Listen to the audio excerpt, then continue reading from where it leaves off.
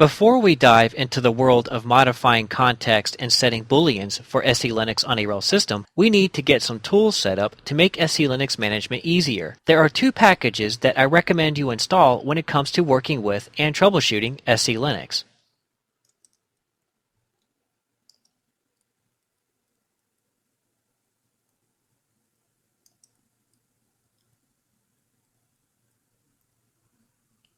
The Policy Core Utils GUI tool is a collection of front-end tools that we can use to monitor alerts and errors and to help with the overall configuration of SELinux on a RHEL system. The name for the main application is systemconfig SELinux. The SE Troubleshoot package helps us to parse the SELinux audit files to resolve any issues that may arise with SELinux.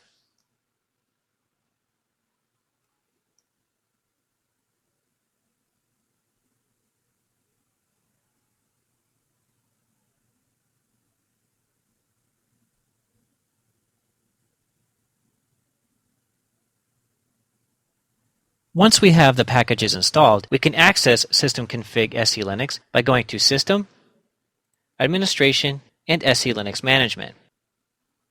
The application takes a few moments to load since it has to parse a good deal of system information. The main categories on the left that we are concerned with are status, boolean, and file labeling. The other categories are outside the scope of the RHCSA exam. With the status category, we can set our SELinux modes. With the system default enforcing mode, we can switch between the three different types of SELinux modes. Keep in mind that if you switch to disabled, that you will need to check the box to relabel the file system on the next reboot. However, avoid this when you are taking the exam. Your system needs to be in an enforcing mode by the time you complete the exam. We can also change our current enforcing mode by switching back and forth between enforcing and permissive. I want to switch gears for a moment and show you how this can be done from the command line.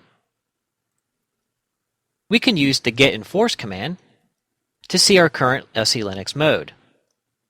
If we want to temporarily switch to another mode of enforcement, we can use the setEnforce command.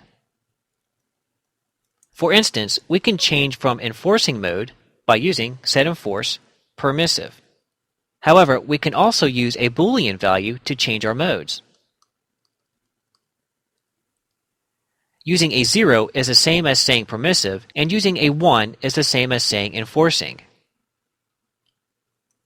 During system startup, the etc SELinux config file is checked to see what mode SELinux should be in. Here, we can see the same information that is displayed in our systemconfig SELinux tool. We could also modify this file to change our modes, and they will be active the next time the system boots. Back in systemconfig SELinux, the next category is Boolean, which allows us to enable or disable some things that a process can do or access. We will go over this a bit further in a later video.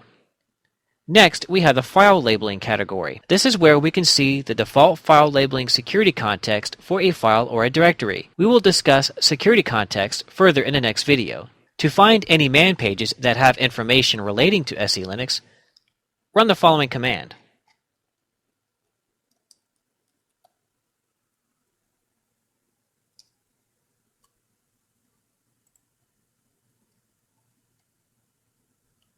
Here, we can see the various man pages that are available to us that contain information about services and commands that we can use SELinux with.